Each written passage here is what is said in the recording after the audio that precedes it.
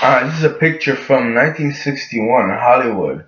I saw it on Facebook, and it says Black Cat Auditions in Hollywood 1961. And the first thing that popped in my mind is, a middle-aged white woman. Some of them actually over the middle age, but older white woman. And there was some, this person might be 30s, 40s. And then I thought that was me, the time trap, with a black cat. But then I started thinking, they're all on a leash. Every one of these cats is on a leash, you know. If it was today, would it be like that? Maybe one person would bring on a leash, or one person, or a couple will hold the cats, because they have a close relationship with them. They will hold it on their hand. Except I have close relation with my cats, but they don't like to be held too much.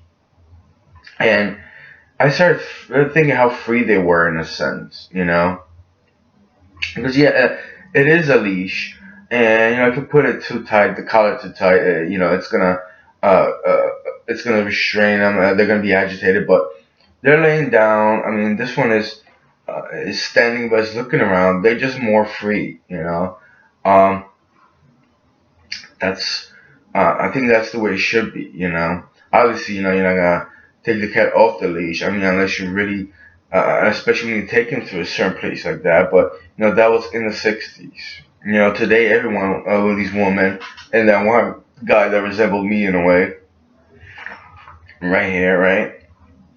We would all have carrier cases, pet cases for them. A container, a box with a crate, which honestly, it does.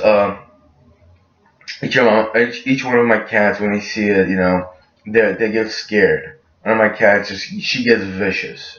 I mean, she's out for blood, you know.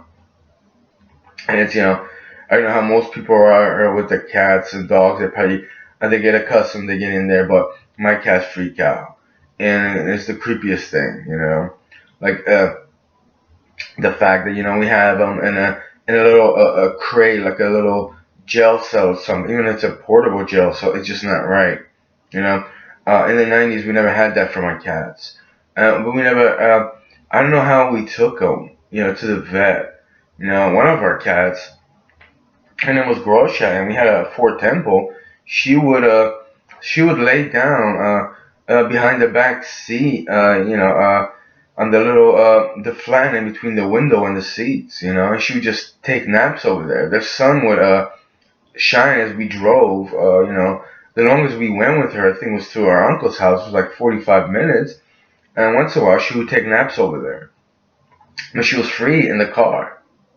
We didn't put her in a carrier case, you know, and it's like they have harnesses out there for even for cats.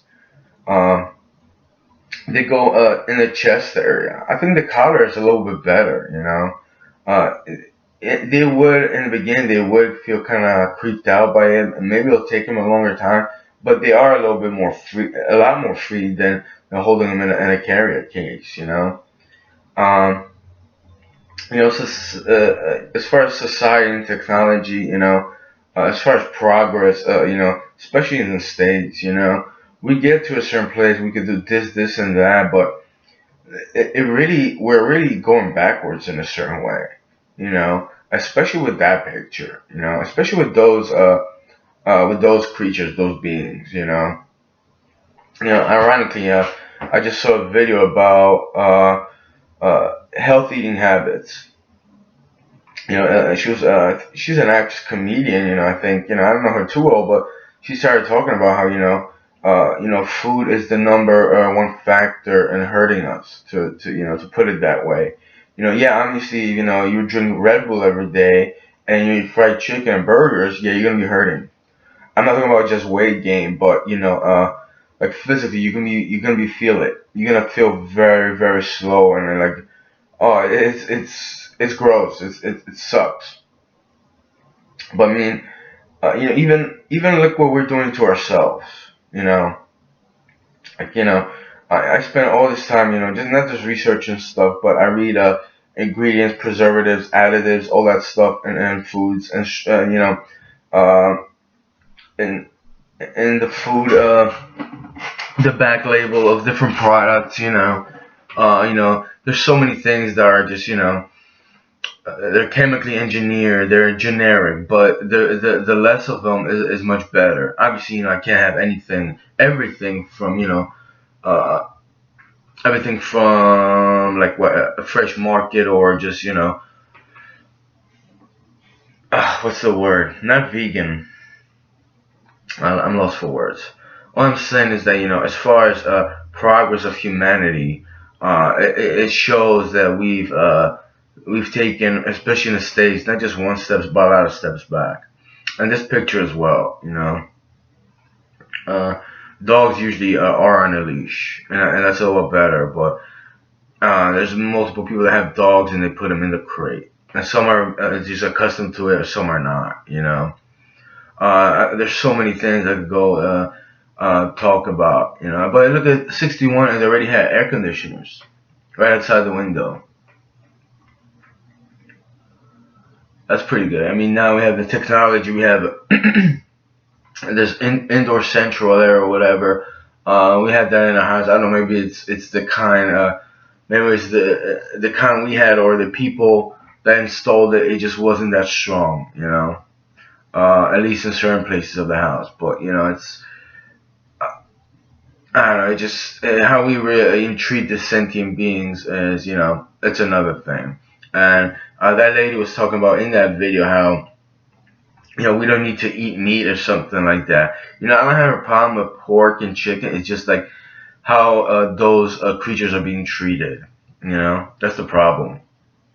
Because there's videos years ago, and I already know what kind of world it is, and I'm just like, well, why didn't they even fix it? Why didn't they pass these laws? There's human beings that are getting slaughtered at 10, 11 years old. No surprise there. No surprise there. And as far as people's eating habits and how they treat other beings, right? It goes on a personal level. Because you can make as many laws and people will violate all the time. Yeah, it is disgusting what's happening in the United States with the preservatives and all the chemicals they inject into the foods we eat. Pretty disgusting and horrible. But I think people just need to take their own stance. And I don't. It's not that I'm a cynic. Just that like how are we gonna pass laws to this, that, and the other thing when everything just seems to go backwards in a certain degree.